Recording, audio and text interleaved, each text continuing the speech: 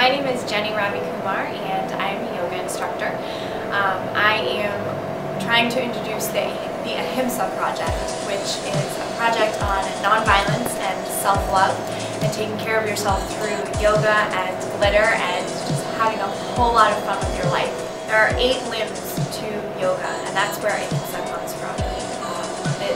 Ahimsa is embedded in part of the first 2 limbs of yoga. So the yamas and the niyamas, they're basically the rules of yoga. They're the rules of how you should live your life, and it's all about goodness. The direct translation of Ahimsa means nonviolence. So my personal definition of that is nonviolence to yourself, towards ourselves. So it's the moment that you decide to not pop your pimple. It's the moment that you decide to say a kind word to yourself about what you look like before you go to work. A few years ago, I was in a very bad place. I was very down on myself, very depressed, and I had what I called my hate journal or my fat journal. And I told myself miserable things about myself. And I decided one day that that was enough. And I slowly let yoga creep into my life without even really knowing the benefits of what it would bring me. And it brought me such a tremendous amount of joy. It has completely changed my life. You can start off with just the physical, but eventually the mental, the spiritual, and the breath are actually going to connect as well. So as Char said in The Heart of Yoga, you may start in one spot. You may start with the spiritual, but you will eventually find the physical, or you may start with the physical and then eventually find the spiritual. Throughout this entire process, I have discovered what the true meaning of Ahimsa is. I have discovered what self-love is, and I want so desperately to share this with you.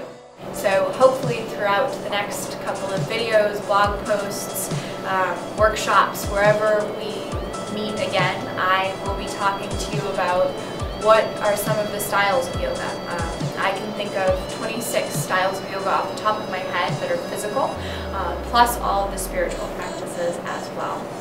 We'll be talking about how do you set up a home practice, how do you set up a home studio, how do you meditate. So some of these materials might help you, some of them might not.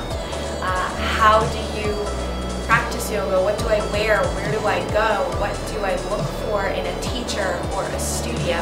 And hopefully by visiting my blog or by coming over to say hi to me here, you will be discovering part of that as well.